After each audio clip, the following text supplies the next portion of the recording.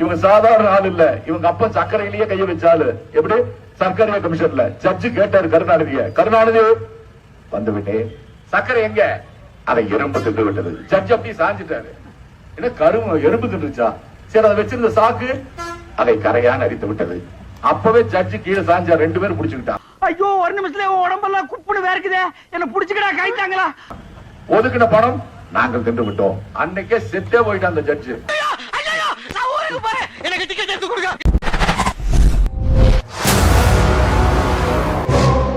கோயம்புத்தூருக்கு செந்தில் பாலாஜி அனுப்பிச்சிருக்காரு, கோயம்புத்தூர் தெற்கு தொகுதியில போட்டியிடுவதற்கு.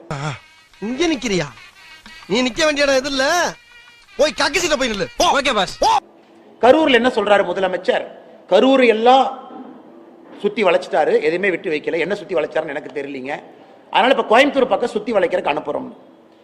உஜாரையா உஜாரு ஓரஞ்சார உஜாரு நயட்டு உஜாரு வாங்காசு உஜாரு. ஆனா ஆச்சரியம் என்னன்னா, நீங்க பாருங்க, கோயம்புத்தூர் தெற்கு தொகுதியில 18 பேரு, கரூரை சார்ந்தவர்கள் கோயம்புத்தூர் தெற்கு தொகுதியில சுயேட்சை வேட்பாளர். என்ன வேலை உங்களுக்கு இங்க? சந்தேகப்பட ஆரம்பிச்சிட்டாங்க. சந்தேகப்பட ஆரம்பிச்சிட்டாங்களே.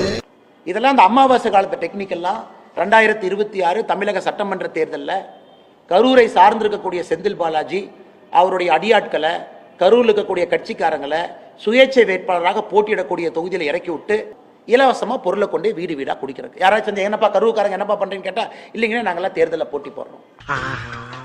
கண்டு விட்டாளையா, சூச்சமத்தை கண்டு விட்டாளே. நாயப்படி இதற்கும் எலெக்ஷன் ஆணையம் ஐடி கார்டு இதெல்லாம் கொடுப்பாங்க. வேட்பாளர் என்கின்ற போர்வையில கோயம்புத்தூர் மக்களை உள்ள இறங்கி இந்த இலவசங்களை அளித்து இதன் மூலமாக அங்க இருக்கக்கூடிய அமைதியை குலைப்பதற்கான முயற்சி நடக்குது. இலவச பொருட்களை இந்த மாதிரி போர்வையில வந்து கொண்டு வரக்கூடியவங்க மீது கடுமையான சட்ட நடவடிக்கை எடுக்கணும். புடிங்க சார் அவனை, புடிச்சு ஜெயில போடுங்க சார் அவனை. 18 இண்டிபெண்டன்ட் வேட்பாளர், அப்ப 18 பூத் ஏஜென்ட் உள்ள உட்காருவாங்க. இந்த 18 பேர் சேர்ந்து தேர்தலை கலாட்டா பண்ண என்ன ஆகும் நீங்களே யோசிச்சு பாருங்க. உதாரணத்துக்கு நான் சொல்றேன், 18 பேர் ஒரு பூத்தில் உட்கார்ந்து கலாட்டா பண்ண எப்படி தேர்தல் நடத்த முடியும்? இதையெல்லாம் தடுப்பது எங்கள் வேலை, தொண்டனாக நாங்கள் செய்வோம். சாதிக்க பிறந்தவன்டா இந்த சக்கரபாண்டி, உன்னை சோதிக்க பிறந்தவன்டா இந்த வெற்றி வேலை. ரொம்ப நாளா விட்டு ஒரு கேள்வி கேட்டுட்டு இருக்கேன். அரவக்குறிச்சியில் நிற்கும் போது வாக்காளருக்கு ஒரு 1000 ரூபாய் பணம் கொடுத்தாரா இல்லையான்னு கேட்டு சொல்லுங்கன்னு சொன்னேன். அவரும் பதில் சொல்ல, நம்மளும் யாரும் கேட்கல. அதனால அடுத்த முறை பார்க்கும்போது நீங்க கேளுங்க. 2021 எலெக்ஷன்ல அரவக்குறிச்சியில் நிற்கும் போது வாக்காளருக்கு நீங்க எவ்வளவு கொடுத்தீங்களா கொடுக்கலையா, நேர்மையான அரசியல்வாதியான்னு கேளுங்க. ஆனா நான் உறுதியாக சொல்லுகின்றேன், கோயம்புத்தூர்ல செந்தில் பாலாஜி அவர்களை தோற்கடிக்க போவது கோயம்புத்தூர் மக்கள் என்று சொல்வதை விட கோவை திமுக காரங்க என்பதில் நான் உறுதியா இருக்கேன். எப்படி எப்படி எப்படி எப்படி எப்படி எதுக்கு இத்தனை எப்படி இல்ல எப்படிப்பா, எதுக்கு இவ்வளவு சத்தமா? எப்படி கோயம்புத்தூர் மாவட்டத்தினுடைய திராவிட முன்னேற்ற கழகத்தினுடைய தொண்டன் தலைவர்கள் யார் இருக்கிறாங்க, அவங்க செந்தில் பாலாஜியை கோயம்புத்தூர் தெற்கு தொகுதியில தோற்கடிப்பது உறுதி. இப்படிதான் பேசாதீங்க, இப்படிதான் பேசுறீங்கன்னா நான் உசுரவே விட்டுருவேன், பாத்துக்கிறேன். இன்னைக்கு செந்தில் பாலாஜி என்ன நினைக்கிறாருன்னா, கோயம்புத்தூர்ல அவரு மட்டும் ஜெயிக்கணும், வேற யாரும் ஜெயிக்க கூடாது.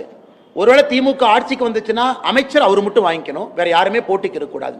சிங்கானூர்ல இருக்கக்கூடிய ஒரு பழைய வேட்பாளர் ஏற்கனவே சட்டமன்ற உறுப்பினராக தூக்கி அப்படி குப்பை வீசுற மாதிரி வீசியாச்சு. அவரை உன்னை மொத்தமா மூட போறாங்க, உன்னை மொத்தமா ஊத்தி மூட போறாங்க, அதான் தெரிஞ்சிச்சு. அதனால அவரும் தோற்பார். கோயம்புத்தூரிலும் திராவிட முன்னேற்ற கழகம் தோற்கும். அதை கோயம்புத்தூர் திமுக காரங்களே தோக்கடிச்சு காட்டுவாங்க. நீங்க 18 உங்க கோயம்புத்தூர்ல இருக்கக்கூடிய திமுக காரங்களை நம்பி நீங்க சுயேட்சை வேட்பாளர் போட முடியாம கரூர்ல இருந்து சுயேட்சை வேட்பாளர்காரன் நீங்க போடுறீங்கன்னா, கோயம்புத்தூர்ல இருக்கக்கூடிய மானமுள்ள திமுக காரன் இதை ஏத்துக்குவானா நான் கேட்கறேங்கண்ணா. மானமா எனக்கா? அதெல்லாம் இருக்க வேண்டிய போய் சொல்லியா, எனக்கெல்லாம் போய் பல வருஷம் ஆகி போச்சு, என்கிட்ட வந்து சொல்லிக்கிட்டு இருக்க.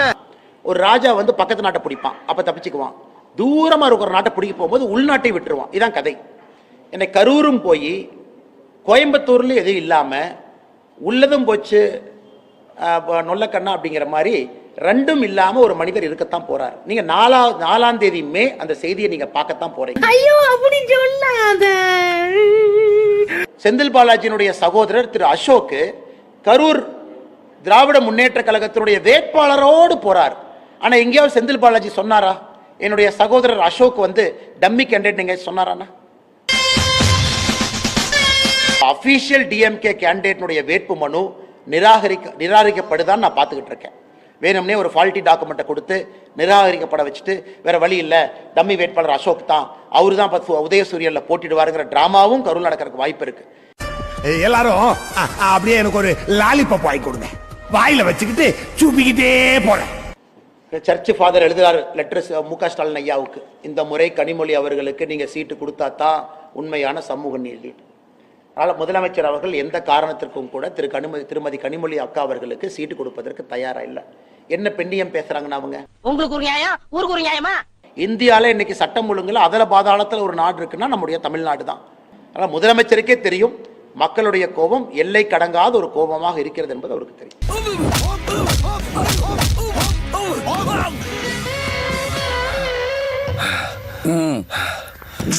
கோயம்புத்தூர் தெற்கு தொகுதியில நீங்க நான் சொல்ற எழுதி வச்சுக்கங்க, அம்மன் அர்ஜுன் அண்ணன் ஒரு வரலாறு காணாத வெற்றி அவர் பெற போறார். நீங்க எழுதி வச்சுக்கங்க. வீடு வீடாக சென்று சந்து பொந்தெல்லாம் போயிட்டு இருக்காங்க. இவங்க அண்டாவை தூக்கிட்டு இங்க 2 பேர் திமுக காரங்க ஓடிட்டு இருக்காங்க. இந்த மஸ்கிட்டோ மது நடுவுல பூந்து ஆட்டின்னு இருக்கான். டேய் வரபோகி வாயா, வீணா என் வழியில குறுக்க வராதரா. இப்ப கொஞ்ச நேரத்துக்கு முன்னாடி திமுக சார்ந்து இருக்கக்கூடிய சன் நியூஸ் அவங்க ஒரு செய்தி போடுறாங்க. தேர்தல் நேரத்தில் எப்படி செய்தி போடுறாங்கன்னா, என் செல்போன்ல பாருங்க, தமிழ்நாட்டில் PM ஸ்ரீ கேந்திரிய வித்யாலயாலா, அதுல ஹிந்தி சொல்லிக் கொடுக்க ஆசிரியர் 52 பேர் இருக்காங்க, தமிழ் சொல்லிக் கொடுக்கறவங்க 0 தான் இருக்கிறாங்க. இந்த மாதிரி ஒரு கார்டு போடுறாங்க. குறிப்பாக இந்த ஊடகத்துல தவறான ஒரு செய்தியை தேர்தல் நேரத்தில் வேண்டுமென்றே போடுவது தேர்தல் நடத்தை விதிக்கும் எதிரானது என்பது. இல்ல ஏய் குலகார பையன் அவனே, உன்னை பத்தி நான் கூட என்ன நினைச்சுக்கிறேன், நீ இடம் சீப்பாளா இருந்திருக்க.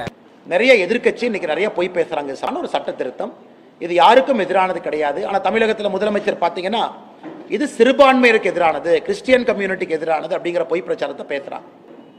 FCRA என்பதே கொண்டு வரப்பட்டதே காங்கிரஸ் ஆட்சியில. நல்ல காரியத்தை பண்ணவன் நீதானா? கார்பெட் இல்ல, ஒரு ஆள் படுத்திருக்காரு, தெரியுதா யாருன்னு? அவர் சொல்ற மாதிரி இந்த அனுபவம் எனக்கு கிடையாது. தெருவுல போய் பிரச்சாரம் பண்ற இடத்துல எல்லாம் எங்க பொதுச் செயலாளரோட ஒரு படத்தை தூக்கி காட்டுறான். இதை பார்த்தீர்களா உதயநிதி? நான் உனக்கு சொல்லுகிறேன், மீண்டும் மீண்டும் சொல்லுகிறேன், வெட்கம் மானத்தை பற்றி எல்லாம் கருணாநிதியின் குடும்பத்தில் பிறந்து விட்டு நீ பேசவே கூடாது. இந்த படம் தெரியுமா ஸ்டாலின்? உதயநிதி இந்த படம் தெரியுமா? அந்த பிள்ளையை சித்திரவதை பண்ணி சீரழிச்ச அந்த ஞானசேகரன் என்கிற நாய் அவனுடைய வீட்டிலே ஸ்டாலினுடைய அமைச்சர் மா சுப்பிரமணியம் உட்கார்ந்து சோறுண்டு கொண்டிருக்கிற படம் இந்த படம். சட்டம் ஒழுங்கை கெடுத்ததே திமுக காரன் தாண்டா, கெடுத்ததே திமுக அமைச்சர்கள் தாண்டா. இந்த ஈன பொழப்புக்கு பேசாம எங்கயாவது போய் ஊருக்கு போயிடலாம்ல. சேகர் பாபு போன்றவர்கள், இந்த மா சுப்பிரமணியம் போன்றவர்கள் எல்லாம் நரவேட்டையாடிட்டு இருக்கிறான். இந்த படத்துக்கு பதில் சொல்லு உதயநிதி. இப்ப நான் என்ன உங்கள்கிட்ட சொல்றது?